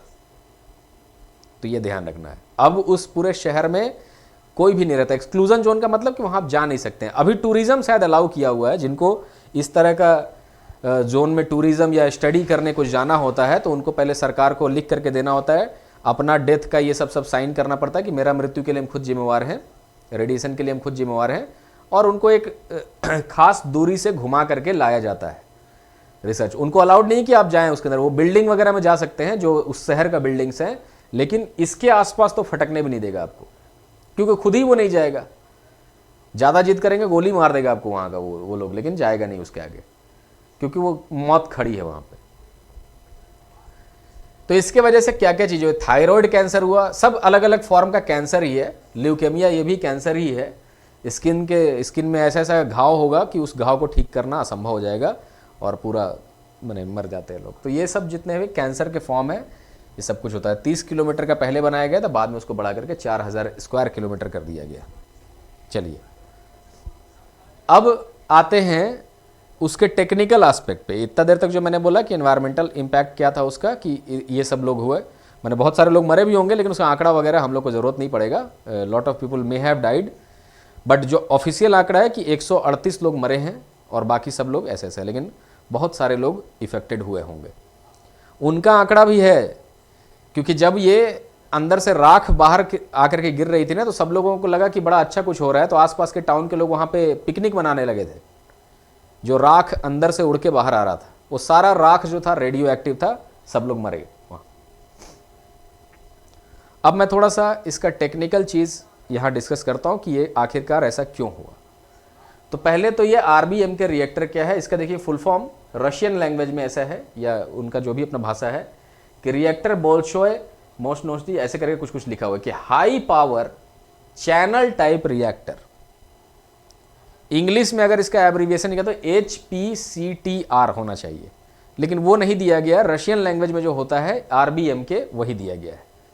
It is a high power channel type reactor. ये रिएक्टर्स अब नहीं बनाए जाते हैं RBM के, क्योंकि इनका मॉडर्न सेफ्टी स्टैंडर्ड जो दे दिया गया है उसको ये फॉलो नहीं कर पाते हैं, तो इनको अलाउ नहीं किया जाता है अब। तो सोवियत एरा में डिजाइन के न्यूक्लियर रिएक्टर है, जो कि कोल्ड वॉर के टाइम पे यूज होता है। ये सब तो हमने बात कर लिया है। फीचर क्या है इसके, देखिए RBM के रिएक्टर, इसके फीचर बड़ा सिंपल है, ऑलरेडी डिस्कस्ड है कि फ्यूल जो है इसके अंदर लो यूरेनियम जो आपका होता है, लो एनरिच्ड यूरेनियम, उसको यूज कर सकते हैं। 5-6% एनरिचमेंट चल जाएगा। मॉडरेटर जो है ग्रेफाइट है। मॉडरेटर का काम क्या होता है, मॉडरेटर जो होता है कि जब रिएक्शन चल रहा होता है उस समय जो न्यूट्रॉन्स तेजी से इधर उधर भाग रहे होते हैं, अगर आपने मॉडरेटर रखा हुआ है वहाँ पे, तो वो क्या करेंगे, स्लो कर देते हैं न्यूट्रॉन्स का मूवमेंट, न्यूट्रॉन को एब्जॉर्ब करते हैं। लेकिन इसका एक दुष्प्रभाव भी है, अगर वहाँ पानी नहीं रहेगा तो वही ग्रेफाइट जो है उल्टा काम कर जाता है। ठीक है, तो चलिए आते हैं उसके ऊपर। तो ग्रेफाइट न्यूट्रॉन्स को स्लो डाउन करने के लिए, यानी पूरे चेन रिएक्शन को स्लो डाउन करने के लिए ग्रेफाइट को एज अ मॉडरेटर रखा जाता है ना। ये ग्रेफाइट का सब जगह होता है रॉड। और देखते हैं, कूलेंट के लिए नॉर्मल वाटर यूज कर रहे थे, लाइट वाटर। हैवी वाटर मतलब D2O, deuterium oxide. Light water मतलब नॉर्मल वाटर। डिजाइन का पर्पस क्या है कि इसका पर्पस है इलेक्ट्रिसिटी जनरेशन और प्लूटोनियम का प्रोडक्शन करना, ताकि न्यूक्लियर वेपन बनाया जा सके। प्लूटोनियम कैसे प्रोड्यूस होगा? तो यहां जो यूरेनियम 238 यूज होता है, U-238, ये एक फर्टाइल मटेरियल है और ये प्लूटोनियम ब्रीड करता है। प्लूटोनियम 239 मतलब यूरेनियम 238 से प्लूटोनियम का जन्म हो सकता है। उस प्लूटोनियम को न्यूक्लियर बम में यूज करते हैं। तो बड़ा अच्छा यहां प्रक्रिया चल रहा है। इसीलिए रूस के पास आज 4000 न्यूक्लियर वेपन है। उसके पास न्यूक्लियर वेपन छोड़कर और कुछ नहीं है ना। इकोनॉमी पूरा ठंडा है, कुछ भी हालत उसका खराब है। अमेरिका के पास भी 4000 न्यूक्लियर वेपन है। उसका भी 1989 में 1979 में एक डिजास्टर होने वाला था, लेकिन वो आपको नहीं पढ़ना है, वो पढ़ना है फैक्ट्री इंस्पेक्टर वाले बैच में। तो ये सारे उसके डिजाइन फीचर हैं और इस डिजाइन की वजह से वो बहुत ज़्यादा सस्ता हुआ करता था। आरबीएम के रिएक्टर, आरबीएम के रिएक्टर देखने में ऐसा दिखता है, इसके बारे में डिस्कशन हो गया है। अगर इसको थोड़ा सा, ये जो फ्यूल असेंबली है, इसको अगर बाहर निकाल के देखना चाहते हैं तो बाहर निकलने के बाद थोड़ा सा ऐसा नज़र आता है। ये मतलब ये ऊपर नीचे हो सकता है। और उसके बाद ये डायग्राम दिखाता हूँ। देखिए, जब ये फ्यूल असेंबली को अंदर बाहर इस तरह से किया जा रहा है तो ये जो फ्यूल है उसको थोड़ा ऊपर भी किया जा सकता है। ठीक है, निकाल करके उसके अंदर का वो प्लूटोनियम हटा करके दोबारा उसके अंदर रिफिलिंग करके वहाँ पे लगा देना है फ्यूल असेंबली। चलिए, तो वो हो गया। ये सब यहाँ देख सकते हैं आप, निकाल के रख भी रहा है, ये लोग कुछ कुछ कर रहे हैं। तो ये उसके डिज़ाइन है। अब आते हैं कि उसका टेक्निकल डायग्राम कैसा है, कैसे काम करता है रिएक्टर, है ना। पहले भी डिस्कस हो चुका है, बट ये काम कैसे करेगा यहाँ दिखेगा आपको। देखिए, इसमें 2-3 चीज़ों पे खास ध्यान दीजिएगा, तब आपको समझ में आ जाएगा। कि जैसे ये जो लंबा लंबा रॉड दिख रहा है, ये देखिए, ये जो काला वाला है, इसको कहते हैं कंट्रोल रॉड, है ना। ये सारे हैं कंट्रोल रॉड। इसका जो कंट्रोल रॉड है, ये जब ऊपर की तरफ निकाल देंगे आप इसको, बाहर की तरफ, तो बाहर निकालने से यहां जो रिएक्शन हो रहा है ना, यहां न्यूट्रॉन्स क्या हो रहे हैं कि न्यूट्रॉन तेजी से इधर उधर मूव कर रहे हैं। वो दूसरे से टकरा रहे हैं, उधर से और न्यूट्रॉन निकल रहा है, टूट रहा है, फूट रहा है, न्यूक्लियर फिजन हो रहा है और ये न्यूट्रॉन्स यहां पे फ्लो हो रहे हैं। अगर आपने इस कंट्रोल रॉड को नीचे कर दिया तो नीचे करने से क्या होगा कि ये न्यूट्रॉन्स को एब्जॉर्ब करना शुरू करेगा, आपका रिएक्शन स्लो हो जाएगा, लास्ट में रुक जाएगा। तो कंट्रोल रॉड इसके रिएक्शन को तेज या स्लो करने के लिए लगाए जाते हैं। ठीक है, जब ये सारे के सारे को आप बाहर निकाल दीजिएगा, रिएक्टर जब आपको स्टार्ट करना है तो ये सब बाहर रहेंगे एक निश्चित दूरी पे, ताकि यहां पर न्यूट्रॉन्स ठीक से फ्लो हो सके। एक बार रिएक्शन स्टार्ट हो गया, हीट जनरेट होने लगेगा क्योंकि फिजन हो रहा है, तो फिर उसको नीचे कर दीजिए। क्लियर? तो ये है कंट्रोल रॉड। दूसरा जो है, इसके आसपास ये जो बाहर का आपको दिख रहे हैं, ये जितने भी हैं वो ग्रेफाइट के मॉडरेटर लगे हुए हैं। ये जो दूसरे कलर का यहां दिख रहा है ऐसे करके, ठीक है, ये सब ग्रेफाइट के मॉडरेटर हैं। और फिर यहां पर फ्यूल रॉड्स हैं। ये जो आपको हिस्सा दिख रहा है ना, ये वाला, ये अंदर का, ये ऑरेंज कलर का जो दिख रहा है, ये है फ्यूल रॉड। ठीक है, उसको बाहर निकाल के भी आप देख सकते हैं, वो फ्यूल रॉड्स वही है जो शुरुआत में हमने दिखाया। अब इसमें ये प्रक्रिया काम कैसे करेगी? जो भी हीट यहां जनरेट होगा, पंप से आपको इसके अंदर पानी देना है और ये सारा पानी हीट हो जाएगा। तो हीट होने के बाद स्टीम से इसको बाहर निकाल लेना है। इन्हीं स्टीम को यूज करके आप इस स्टीम, प्रेशराइज स्टीम होगा, यहां पे आप इसको टरबाइन पे हीट कराइए और इस टरबाइन से चलाइए और बिजली बनेगा आपको। तो ये ठंडा पानी कभी रुकना नहीं चाहिए, क्योंकि ठंडा पानी, इसके ये ब्लू कलर का पानी जो है ठंडा रिप्रेजेंट कर रहा है, रेड कलर का पानी गर्म पानी। ये ठंडा पानी अंदर आना चाहिए और इसमें आकर के बॉयल होगा और बॉयल होने से बाहर। तो ये एक तरह का हीट एक्सचेंजर भी है। हीट एक्सचेंजर मतलब ठंडा आ रहा है तो इसको सर्कुलेशन में है जब, तो इसको ठंडा भी तो रखे हुए है ना। अगर ये ठंडा पानी आपने बंद कर दिया और रिएक्शन चल रहा है, तब तो गए काम से, तब तो वॉइड कोफिशिएंट बनेगा। वॉइड कोफिशिएंट मतलब जब पानी वेपोराइज होता है, जैसे मान लीजिए कि इसको ऐसे समझिए, है ना। जैसे ये एक पानी का ट्यूब है, या मान लीजिए एक ये ट्यूब है, ठीक।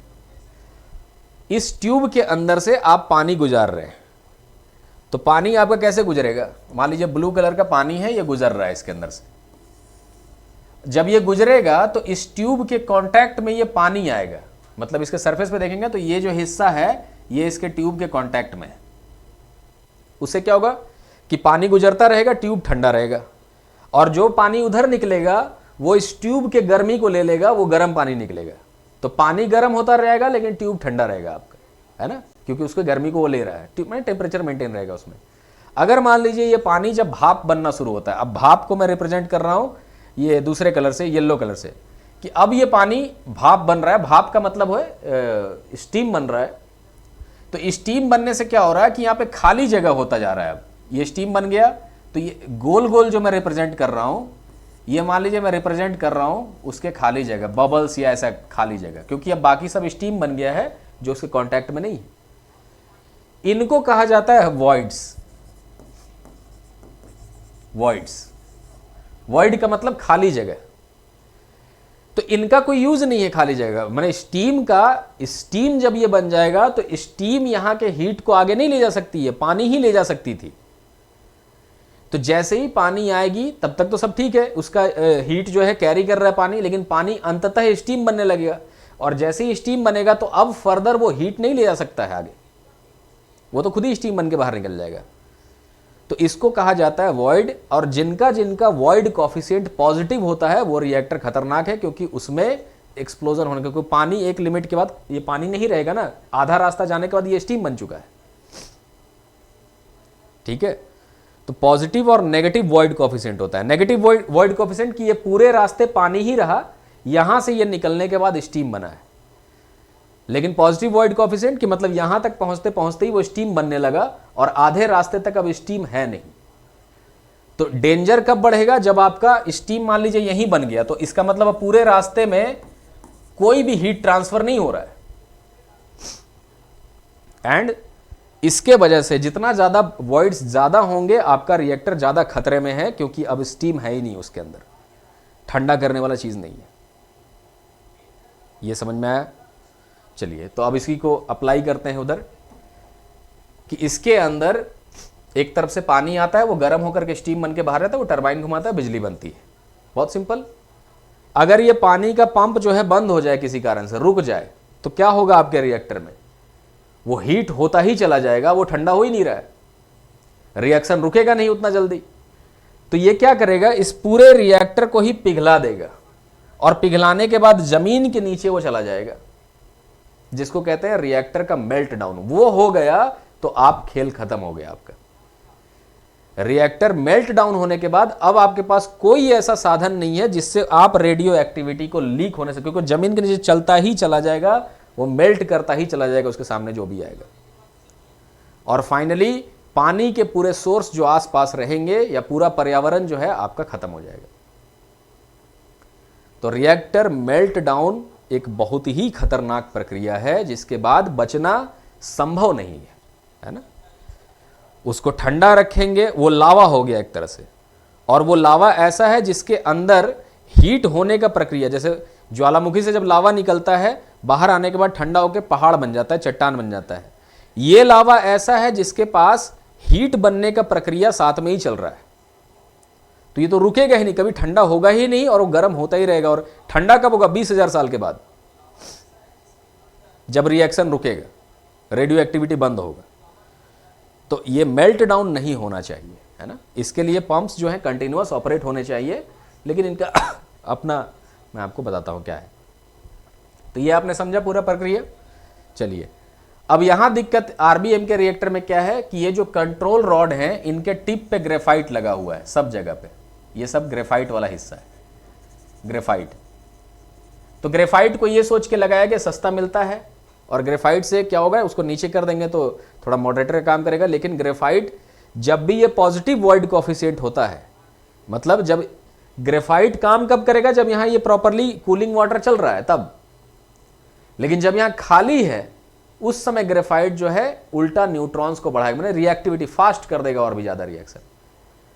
तो अगर आप मान लीजिए ऑपरेटर हैं, आपको लगता है आपका न्यूक्लियर रिएक्टर खतरे में आ गया है, तो आप सबसे पहला काम क्या करेंगे, जाके इमरजेंसी स्टॉप बटन दबाएंगे। इमरजेंसी स्टॉप बटन दबाने से क्या होगा, एक साथ सारे कंट्रोल रॉड नीचे हो जाएंगे और आपका रिएक्टर शटडाउन में चला जाएगा। ठीक है, इसको फेल सेफ कहते हैं, फेल सेफ्टी कहते हैं इंडस्ट्रियल सेफ्टी के दुनिया में। और फेल सेफ्टी का मतलब है कि आपका कभी फेलुअर नहीं होगा। जैसे ही इसको लगने लगेगा कि मेरा फेलुअर होने लगा, तो ऑटोमेटिकली ये कट ऑफ शटडाउन हो जाएगा, शटडाउन मोड में चला जाएगा। लेकिन यहां पर ये ऑटोमेटिक नहीं हो सकता है, इसको मैनुअली एक बटन दबाना पड़ेगा। वो बटन से सारे कंट्रोल रॉड नीचे हो जाएंगे एक साथ और सारा रिएक्शन रुक जाएगा।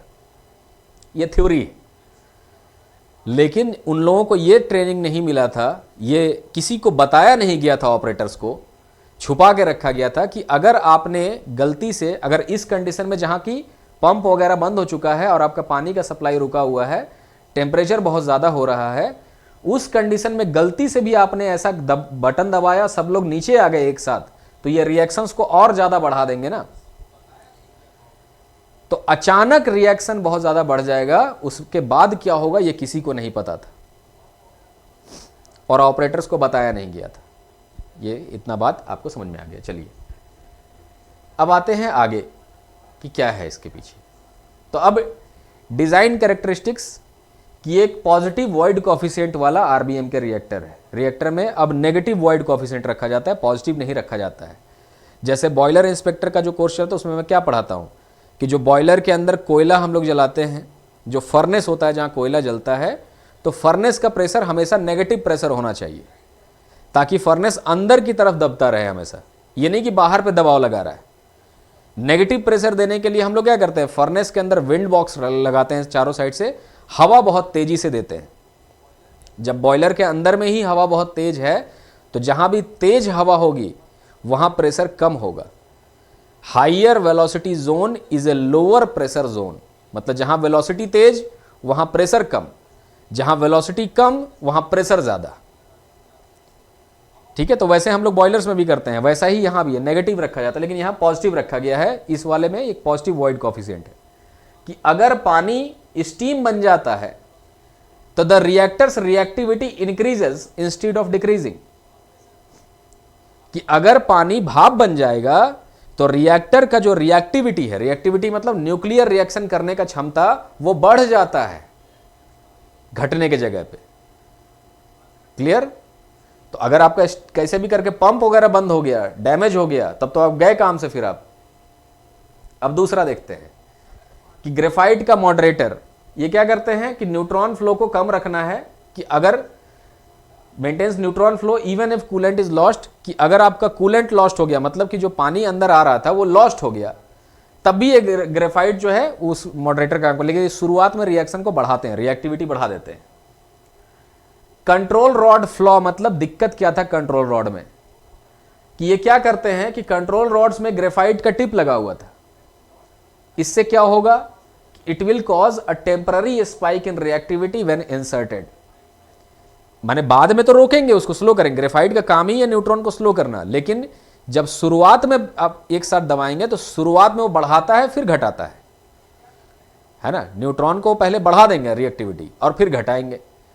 तो अगर कोई किसी ने कभी ये नहीं सोचा था ना कि पूरा एक साथ प्रेस करना पड़ सकता है कभी भी, या करके देखा नहीं होगा कभी किसी ने। शायद ये पहला केस ऐसा होगा जहां पर एक बटन था जिसका नाम था AZ5। AZ5 का मतलब है कि जहां पर रिएक्शन को डेड स्टॉप कर देना है, तो सारे कंट्रोल रॉड एक साथ नीचे हो जाएंगे, उनके अंदर का ग्रेफाइट एक साथ नीचे आएगा और उन सारे ग्रेफाइट की वजह से रिएक्टिविटी एक साथ बढ़ेगा अचानक, और फिर धीरे धीरे कम होगा, लेकिन उसी बीच में एक्सप्लोजन हो जाता है, उनको मौका नहीं मिला ये कम होने का। बड़ा साइज कि thousands of pressure tubes instead of one pressure vessel. अभी का जो डिजाइन है उसके अंदर एक प्रेशर वेसल यूज करते हैं, लेकिन यहां पे क्या डिजाइन था, यहां पर डिजाइन कुछ ऐसा है। देखिए इनके डिजाइन को मैं दिखाता हूं आपको ऐसा। पहले अंतिम वाला देखिए, ये है उसका डिजाइन। ठीक है, अब इस डिजाइन में क्या दिख रहा है आपको कि एक वेसल नहीं है, यहां पर ढेर सारे ट्यूब लगे हुए हैं, पानी जो आ रहा है, और ये पानी इधर से आ रहा है, ये दोनों साइड से आ रहा है, और ये पानी यहां पर गर्म होकर के ये पानी फिर बाहर जा रहा है। और इन्हीं के बीच में ये जो पतले पतले आपको दिख रहे हैं ना, इन सब के बीच में वही फ्यूल रॉड्स डाले हुए हैं, और वो सारे फ्यूल रॉड्स के अंदर न्यूक्लियर रिएक्शन हो रहा है। और वो न्यूक्लियर रिएक्शन होने से क्या हो रहा है, ये ठंडा पानी यहां से आता है, ऊपर की तरफ जाते जाते यहां से ये पूरा गर्म हो रहा है, गर्म हो रहा है, यहां तक आते आते स्टीम बन गया। अब ये स्टीम यहां से फिर जा रहा है और फिर से हम लोग टरबाइन घुमा रहे हैं। ठीक है, ये सारे हेडर्स है जहां पर ये ट्यूब कनेक्ट होते हैं। ये अगर आपको देखना होगा तो मैं दिखा दूंगा आपको, बॉयलर इंस्पेक्टर में अभी भी बॉयलर्स में ऐसा ही ट्यूब होता है, एक हेडर में ऐसे कनेक्शन होता है। तो इन्होंने एक ट्यूब नहीं बनाया है, उसके जगह पे कई सारे पतले पतले बहुत सारे ट्यूब्स लगे हुए हैं। ये समझ में गए? और जिसके वजह से ये पूरा बाहर की तरफ जा रहा है। ठीक है, तो चलिए, तो इसके वजह से भी प्रेशर बहुत तेजी से वहां बढ़ता है। चलिए, तो हमने ये देखा डिजाइन कैरेक्टरिस्टिक्स कि ये चीप तो है लेकिन बहुत ही ज्यादा खतरनाक भी साबित हो सकते हैं, क्योंकि मॉडर्न स्टैंडर्ड्स के हिसाब से नहीं बने हुए हैं। चलिए, अब आते हैं, इसका मैं दूसरा डायग्राम दिखाता हूं जो इसके कोर का डायग्राम है। वही चीज है, मैं इसको एक्सप्लेन करूंगा तो समझ में आ जाएगा। कोर में देखिए क्या किया गया, सिंपल चीज लगाया गया कि बाहर से ये पूरा जो केसिंग किया गया स्टील से किया गया, ये स्टील का लेयर है, स्टील सिलेंडर, उसमें ये कोर बंद है। ठीक है, मैंने इसको समझ लिया कि स्टील का बक्सा, उसके अंदर ये सारे चीजें बंद है। फिर उसके बाहर से जो है वाटर का एक टैंक दिया हुआ है, पानी का एक टैंक, और उसके बाहर सैंड भरा हुआ, ये पीला वाला जो है सैंड है, और यही इतना ही इसका कंटेनमेंट स्ट्रक्चर है। अभी के जो रिएक्टर्स हैं इनके बाहर भी पूरा एक कंटेनमेंट स्ट्रक्चर दिया जाता है जो इसके अंदर नहीं है। ये एरिया डायरेक्ट ऊपर में खुला हुआ है। फिर ऊपर का जो ये है बायोलॉजिकल शील्ड, नीचे का ये बायोलॉजिकल शील्ड, इसके मतलब ये है कि किसी भी तरीके से यहाँ का जो अंदर जो भी चीज हो रहा है वो एनवायरमेंट में ना लॉस हो जाए, तो इसलिए पूरा एक स्ट्रक्चर बनाया हुआ है इस तरह से कंक्रीट का, कि बाहर में रेडिएशन नहीं जाए, उसके लिए बना हुआ है। जब अगर इसके अंदर टेम्परेचर बहुत ज्यादा हो जाएगा तो क्या करेगा, इसको पिघला करके पूरा बाहर निकल सकता है। और नीचे ये क्या दिख रहा है, ब्लू ब्लू वाले, ये वही ट्यूब्स हैं जो ट्यूब्स जा करके यहां पर गर्म हो रहे हैं, फिर ऊपर से वो लाल होकर के बाहर आ रहे हैं, माने गर्म हो जा रहे हैं वो ट्यूब्स। ये है इसका कोर का स्ट्रक्चर। ठीक है, कि टेम्परेचर अगर ज्यादा हो गया, ये इसमें से ठंडा पानी आना बंद हो गया, तब क्या होगा, तब तो गए काम से। सबसे पहले यही पिघलेगा और सारा का सारा इसके अंदर का सामान पिघल के नीचे, और एक बार ये पिघल के नीचे आ गया उसके बाद बचने का कोई उपाय नहीं है, क्योंकि अब आप करेंगे ही क्या। ठीक है, तो यहां जब उसका भी कहानी मैं बताता हूं, जब मेल्टडाउन शुरू हो गया था उसके बाद इन्होंने क्या किया था। इन सब जगहों पे पंप होते हैं, ये सब लोग पंप से आते हैं पानी। अब ये वहां का स्ट्रक्चर है जहां पर ये ट्यूब लगा हुआ है। उसके आसपास देखिए ये क्या है, ग्रेफाइट है पूरा का पूरा, जो उड़ करके बाहर निकल गया था, जिसको लोगों ने अपने हाथ से उठाया था। ठीक है, ये पूरा का पूरा ग्रेफाइट, और ये वही फ्यूल असेंबली है। इसके अंदर से ही ये पतले ये ट्यूब से पानी जाएगा बाहर से और गर्म होकर के बाहर निकल जाएगा, यही प्रक्रिया है। ये जो छोटे छोटे हैं ये तो फ्यूल रॉड दिखाया है, ये सारे के सारे वही हैं पैलेट्स जिनके अंदर रिएक्शन होता है, न्यूक्लियर रिएक्शन। यहां से न्यूट्रॉन निकलेंगे, ऐसा ही बगल बगल में बना है, न्यूट्रॉन्स निकलेंगे और वही न्यूट्रॉन यहां पर फिजन वगैरह करते हैं। ठीक है, तो ये बेसिक सा स्ट्रक्चर। और जब एक्सप्लोजन हुआ तो ये जितना ग्रेफाइट है ना, ये न्यूट्रॉन को स्लो डाउन करने के लिए है, यही टूट फूट करके बाहर निकल गया था। ये वो ग्रेफाइट है जो डायरेक्टली एक्सपोज्ड है न्यूक्लियर फिजन से, और रेडिएशन है उसके अंदर। तो ये स्ट्रक्चर भी आपने उसके अंदर का देख लिया। अब सेफ्टी टेस्ट कराया जा रहा था 26 अप्रैल 1986। ऑपरेटर नंबर 4 रिएक्टर नंबर 4 में सेफ्टी टेस्ट कराया गया कि जो भी टरबाइन है, क्या इमरजेंसी कूलिंग पंप, एक सेकंड मैं पूरा पढ़ देता हूं, पहले उसका हिंदी अनुवाद कर दूंगा, आप समझ जाएंगे। Operators of reactor number 4 conducted a safety test to see if turbines could run emergency cooling pump after a power outrage, कि जब मैक्सिमम पावर पे ये चलेगा, है ना, मतलब सेफ्टी टेस्ट क्या होता है, सेफ्टी टेस्ट मतलब कि फेल होने के कंडीशन तक सेफ्टी टेस्ट किया जाता है, कि जब ये सेफ्टी टेस्ट में हम लोग क्या करेंगे, जब मैक्सिमम पावर पे चलेगा उस समय क्या इसके पंप्स उतना कूलिंग कर पाएंगे प्रॉपर तरीके से, इसी के लिए सेफ्टी टेस्ट हो रहा है। इसमें गलती किसका है, वो जो रिएक्टर जो यहां पे डायरेक्टर है उसका, मतलब जो ऑपरेशंस का हेड है वहाँ मैं दिखाता हूँ, इसका कंट्रोल रूम ऐसा होता है। ये मूवी में भी दिखाया है। 4 नंबर का भी कंट्रोल रूम ऐसा ही था जिसके अंदर सब लोग कर रहे हैं काम। अगर अभी आप देखेंगे तो किसी भी पावर प्लांट के अंदर मैंने ऐसा ही कंट्रोल रूम देखा है। सिर्फ अंतर क्या हो गया है कि ये जितने एनालॉग पैनल है ना, ये सब हटा दिया गया है। अब कंट्रोल रूम ऐसा नहीं होता है। अब जो कंट्रोल रूम होता है वो टीसीएस के सिस्टम से काम करता है। टीसीएस मतलब टाटा कंसल्टेंसी सर्विस नहीं, आईसीएस मतलब इंटीग्रेटेड कंट्रोल सिस्टम से काम करता है। उसके अंदर सिर्फ मॉनिटर लगा होगा, यहाँ पर एक स्क्रीन लगा होगा ऐसे, यहाँ भी स्क्रीन लगा है, यहाँ भी स्क्रीन लगा है, यहाँ भी स्क्रीन लगा है, कुछ बटन वटन नहीं है। सिर्फ यहाँ पे टेबल रहता है ऐसे करके, टेबल लगा हुआ है, टेबल पे एक एक माउस दिया हुआ है, ठीक है, एक एक माउस ऐसे करके रखा है। यहाँ भी माउस रखा है, यहाँ भी माउस रखा है, यहाँ ढेर सारे माउस रखे हुए हैं।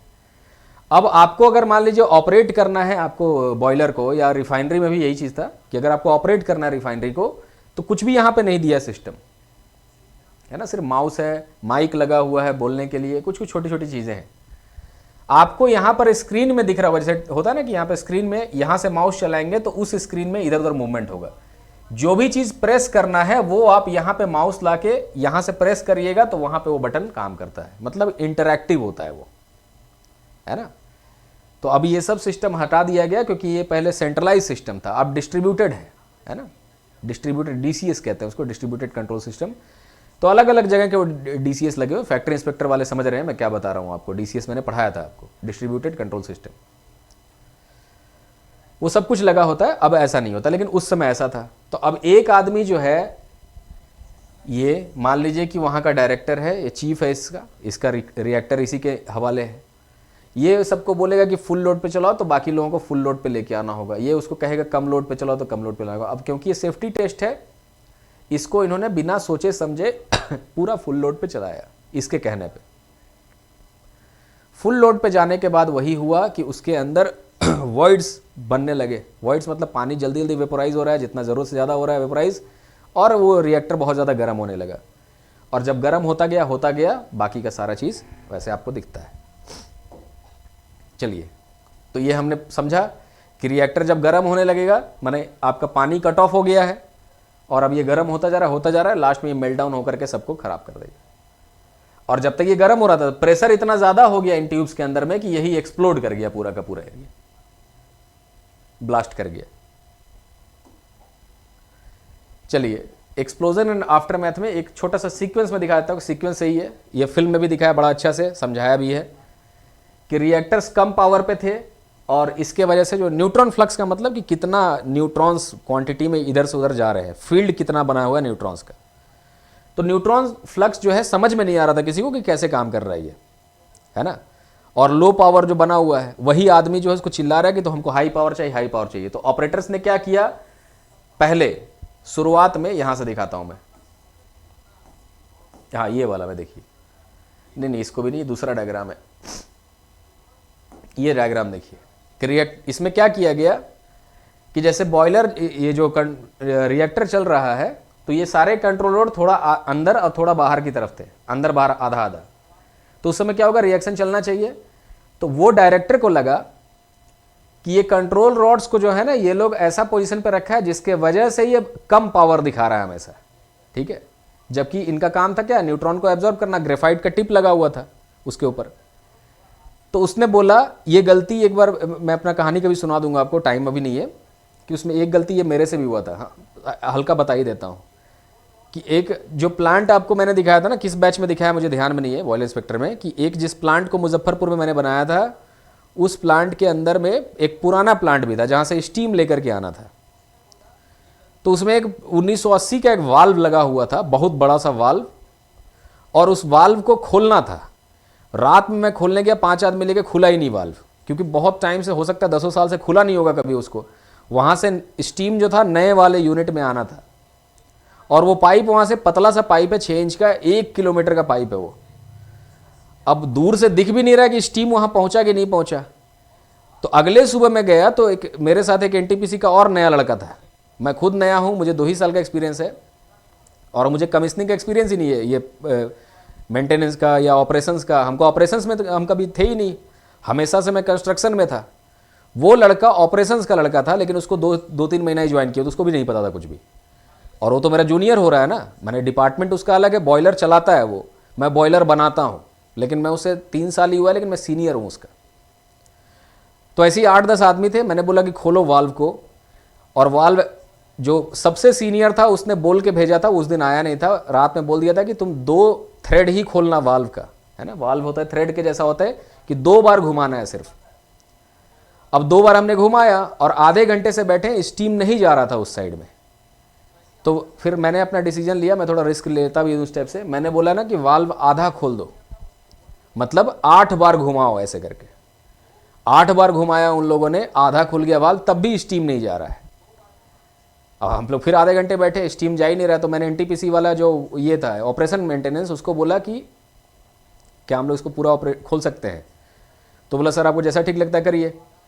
और मैंने पूरा वाल्व खुलवा दिया। जैसा स्टीम आगे पहुंचा, उसके वजह से क्या क्या हुआ मैं फिर कभी बताऊंगा, है ना। तो यहां पर इसने क्या बोला कि पूरे के पूरा हमको फुल लोड चाहिए, फुल पावर चाहिए। तो फुल पावर का मतलब यहां पूरा फिजन होना चाहिए, टेम्परेचर आना चाहिए। इसीलिए इन लोगों ने धीरे धीरे करते करते ये सारे कंट्रोल रोड पूरा ही बाहर निकाल दिया।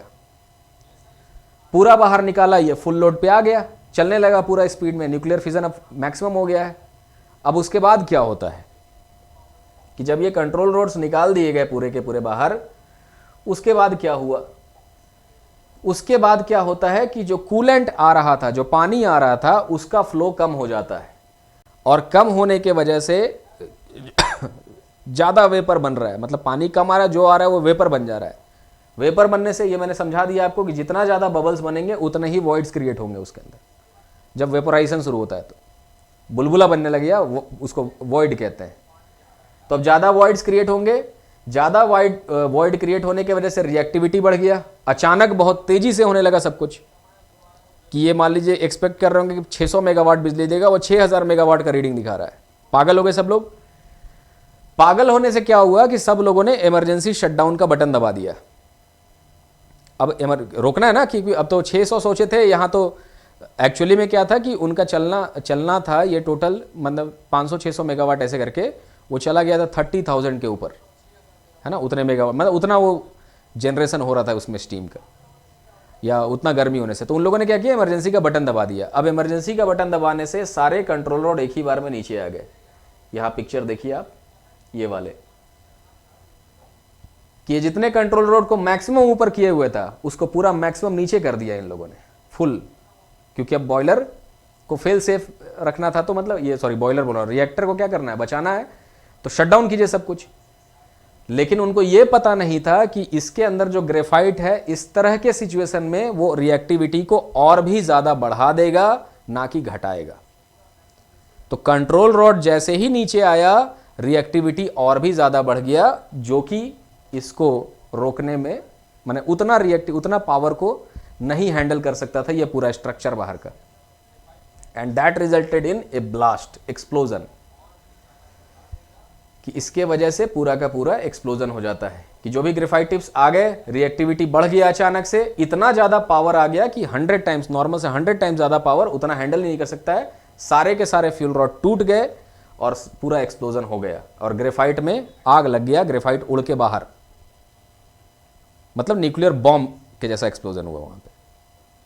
अब आप एक एरिया ऐसे रखे हुए हैं जिसके अंदर एचईसी चल रहा है। यहाँ पे एचईसी कहाँ बनेगा, यही बनेगा, और आसपास एचईसी का टाउनशिप, टाटा जहां है टाटा का टाउनशिप, वैसे ही इस रिएक्टर का अपना टाउनशिप। और यहां पर समझ लीजिए कि एक न्यूक्लियर एक्सप्लोजन हो गया है ना। उसका भले उसके अंदर एक्सप्लोजन ऐसा हुआ, शॉकवेव नहीं निकला, शॉकवेव से जग गए होंगे लोग, लेकिन अब वो पूरा आयोनाइज हो रहा है बाहर निकल करके। तो ये उसका प्रक्रिया था जिसके वजह से इस तरह का घटना हुआ। तो एक्सप्लोजन होने के बाद जो स्टीम प्रेशर था, उसके वजह से रिएक्टर का ढक्कन ही उड़ गया ऊपर, जो बायोलॉजिकल हैजार्ड रोकने के लिए बना हुआ था। मैं बायोलॉजिकल हैजार्ड बोल रहा हूँ, न्यूक्लियर हैजार्ड होने से रोकने के लिए बना हुआ था बायोलॉजिकल ढक्कन, वो ढक्कन गया, रिएक्टर खुल गया बाहर, ओपन, एक्सपोज्ड। और दूसरा जो एक्सप्लोजन हुआ, 2 एक्सप्लोजन हुआ उसके अंदर में, हाइड्रोजन प्लस ग्रेफाइट का जो फायर था, माने रेडियो एक्टिव मटेरियल उसके साथ बाहर निकल गया। reactor core exposed to air burning for 9 days, and then जितने भी रेडियो एक्टिव आइसोटोप्स बनना शुरू हो जाते हैं, क्योंकि अब फिजन से टूटता है, एक यूरेनियम जो है टूटेगा उसका न्यूक्लियस, तो ये सारे चीजें बनना शुरू होती हैं और वो एटमॉस्फेयर में निकल गए। And then Chernobyl become the world's worst nuclear disaster due to design flaws and human error, है ना। तो इसीलिए देखिए यही चीजें हमें फैक्ट्री इंस्पेक्टर में पढ़ना है, फैक्ट्री इंस्पेक्टर के बैच में, इसलिए मैंने इस बैच को साथ में बुलाया, क्योंकि उसमें रिएक्टर हम लोगों को अलग से नहीं दिया हुआ है पढ़ने के लिए, तो आप इसी बैच में देख लीजिए, क्योंकि यहाँ मैंने मूड बना के आया था कि मैं पहले यही बताऊंगा। हमें पढ़ना था दूसरा टॉपिक ये वाला एल नीनो, लेकिन उसकी जगह मैंने सोचा कि पहले चेरनोबिल समझ लेते हैं। अब क्या सिचुएशन है आफ्टर मैथ? अब सिचुएशन ये है चेरनोबिल में कि उन्होंने अब इसको रोकने के लिए क्या किया जाए, तो लगभग ये समझ लीजिए कि पिछले 10-15 साल से उन लोगों ने, जहां उनका साइट है ना, जैसे मान लीजिए कि ये देखिए पीछे रिएक्टर बिल्डिंग है ना, ये वाला, ये दिख रहा है आपको, वहीं पे एक्सीडेंट का जोन है मान लीजिए। तो उन्होंने क्या किया, नीचे पूरा रेलवे ट्रैक टाइप का सिस्टम बनाया है, यहां से लेकर के वहां तक जो है पूरा ट्रैक का सिस्टम है, या सॉरी उल्टा बना दिए, तो नया वाला है उधर का, इसके इस तरफ है पूरा जो साइट है जहां एक्सीडेंट हुआ है, इस तरफ उन्होंने क्या किया, ये पूरा कंक्रीट का एक स्ट्रक्चर बनाया, उसके ऊपर लेड से पूरा उसको लाइनिंग किया गया है, क्योंकि लेड रोक लेता है रिएक्टिविटी को, बाहर नहीं आने देगा रिएक्शन को। फिर उसके ऊपर लेड का लाइनिंग किया गया है अंदर से, और पूरा अच्छे तरीके से ऊपर से भी लाइनिंग, अंदर से भी लाइनिंग, और ये पूरा स्टील स्ट्रक्चर पे कंक्रीट, उसके बाद स्टील, इन सब से ये ढांचा तैयार किया गया। ये इंजीनियरिंग के दुनिया का अपने आप में एक दुनिया का सबसे बड़ा चैलेंज माना जाता है, क्योंकि इसमें काम करने के लिए एक भी आदमी जो है ना स्वतंत्र नहीं है, वो जाएगा कैसे वहां काम करने के लिए। तो सबसे कम स्टाफ रखा गया है, सबसे ज्यादा रोबोट्स का यूज किया गया है, और सबसे मैंने जो भी चीज यहां पे जितने भी ह्यूमंस गए हैं उनके लिए पीपीई किट ऐसा कि काम ही कर पाना बड़ा मुश्किल है। अब मान लीजिए आपने पीपीई किट पहना, वेल्डिंग कर दिया कहीं पे, आपका जल गया, गए काम से, आप मरे, फिर उसके बाद कोई नहीं बचा सकता आपको। तो ये दुनिया का सबसे बड़ा इंजीनियरिंग का चैलेंज ये माना जाता है अभी, जो ये कंटेनमेंट स्ट्रक्चर बनाना, कई साल लग गया इसको बनाने में। नॉर्मल कंडीशन में 1 साल में बना लेते ये लोग, लेकिन क्योंकि सिचुएशन ऐसा है कि यहां काम ही करना मुश्किल है ना, 1 महीने से ज्यादा अलाउड भी नहीं है काम करना, आप निकल के जाइए तुरंत बाहर। उसके इस कंडीशन में भी बना करके फिर इसको स्लाइड कर दिया गया आगे, ये लेकर के देखिए पूरा ट्रैक जैसा बना है, इसको आगे लाके स्लाइड कर दिया गया, उस पूरे स्ट्रक्चर को जो डैमेज था अंदर कर दिया गया है ना, इसी को पूरा खिसका करके आगे लाया गया है मूवमेंट करके।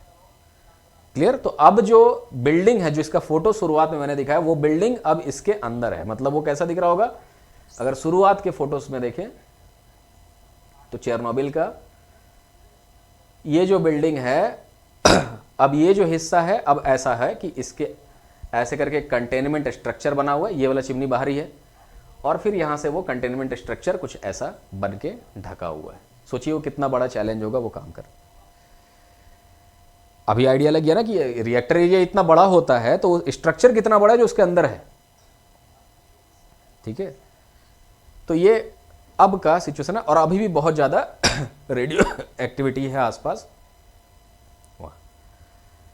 फाइनली जो एनवायरनमेंट पे क्या असर पड़ा, तो ये पूरा टाउन ही घोस्ट टाउन हो गया है। अब यहाँ प्रीपेट लिखा हुआ है, ये घोस्ट टाउन है, क्योंकि जो जैसा हालात में था, ये झूला चल रहा था, जैसा छोड़ा गया है, स्कूल के अंदर जिस हालात में किताबें रखा गया है, बच्चे पढ़ रहे होंगे, उनको अचानक स्कूल से बोला कि भागो जल्दी निकल के घर जाओ, तो जो सामान जैसा रखा हुआ है, जिसके घर में कोई खाने का टेबल है वैसे रखा हुआ, वैसे ही रखा हुआ है अभी तक, कुछ भी, सब चीज, किसी का गुड्डा गुड़िया सब। तो ये घोस्ट टाउन पूरा का पूरा बन चुका है, 4000 स्क्वायर मीटर में। ये सब देखिए जितना भी तो ये एनवायरमेंट। अब इसके हम लोग को लॉज नहीं, क्योंकि वो सोवियत रशिया का लॉ बनाया गया है, या उन सब जगहों का लॉ होगा, तो वो लॉज हमें एनवायरमेंटल लॉज नहीं पढ़ने हैं। हमारे लिए अपना जो एनवायरमेंटल लॉज था उसको हमने पढ़ चुका है इस चैप्टर में, लेकिन ये अलग से टॉपिक दिया हुआ है, तो क्या करें इसको। अगले क्लास में हम लोग पढ़ेंगे वही जो आपका आखिरी का 2 टॉपिक है, एल नीनो ला नीना, छोटा टॉपिक है, तुरंत ही खत्म हो जाएगा। फिर मिशन लाइफ करके एक दिया है, HIV एड्स वाला, वो सब पता नहीं क्यों दिया, क्योंकि mission life JPSC civil service में भी है, मतलब HIV एड्स हो गया, ये हो गया, वो बीमारियां उसमें दिया है, फिर भी दिया है, तो उसको हम लोग देख लेंगे थोड़ा सा, फिर उसके बाद आप निश्चिंत होकर के अपना आगे बढ़िए।